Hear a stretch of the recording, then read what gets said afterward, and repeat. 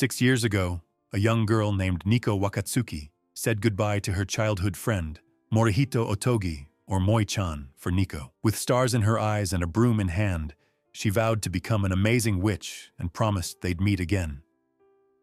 Moi, ever the quiet protector, simply watched her go. Now that promise is about to turn his life upside down. In the present day, Morihito is no ordinary high schooler. He's an ogre, literally. Descended from a line of magical familiars that once served witches, Moi has terrifying strength and ironclad discipline. So much so that when he's ambushed by a group of loud-mouthed delinquents, he lets them wail on him without fighting back. It's not cowardice, it's control. If he unleashed his true power, they'd be hospitalized. Even his dad warns him that letting them punch him might sound like a loser's excuse, but Moi knows better. Hurting others solves nothing. Then, just like a dropped cauldron of chaos, everything changes. Over dinner, his dad casually drops a bomb. Nico's returning from the witch's holy land. Not only that, she's chosen Moi to be her familiar. He nearly chokes on his Naruto fish cake. Familiars are usually cute animals, not brooding ogres with deadpan stares. But thanks to an ancient family pact, the Otogi clan has always served witches. And with Nico's mom staying behind for magical business and his dad off to a long-term overseas job, there's only one logical outcome. Nico and Moi are moving in together. As if on cue, a whirlwind of magic crashes through the window. Nico's back, and she's not wasting a second. She's loud, bubbly, clumsy, and absolutely thrilled to be reunited with Moi.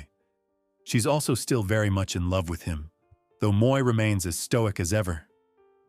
Her first spell, fixing the broken window she just shattered, but witch recovery requires a sacrifice. Moi reluctantly gives up his favorite mug, only to watch it explode for the sake of a fixed pane of glass. Nico beams proudly. Moi looks like he's rethinking his entire existence. Trying to impress him again, Nico casts flip-flap-flat on herself. Instantly, she's flattened like a pancake and swept up by the wind, tumbling through the town like magical origami.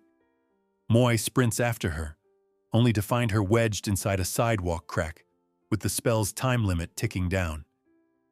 If it wears off before she escapes, she'll rematerialize in the worst way possible, squished. In a desperate move, Moi unleashes a hidden ogre technique, Metal Club. With a mighty blow, he smashes open the pavement, rescuing Nico just in time. She's grateful, he's exhausted, and their day of magical mayhem is just getting started.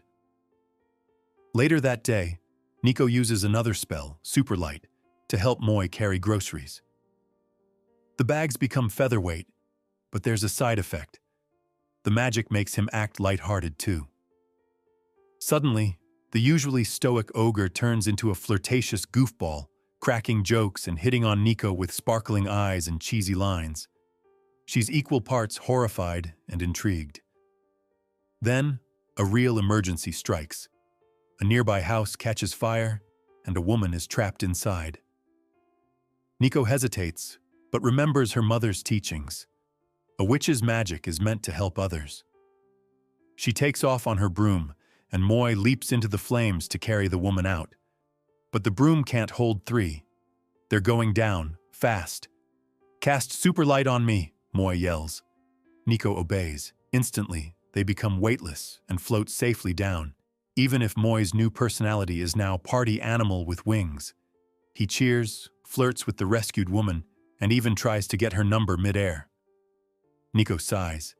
They land safely, but the spell's side effects and Moi's flirty banter leave everyone a little dizzy.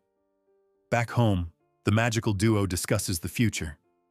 Nico insists she can't stay hidden.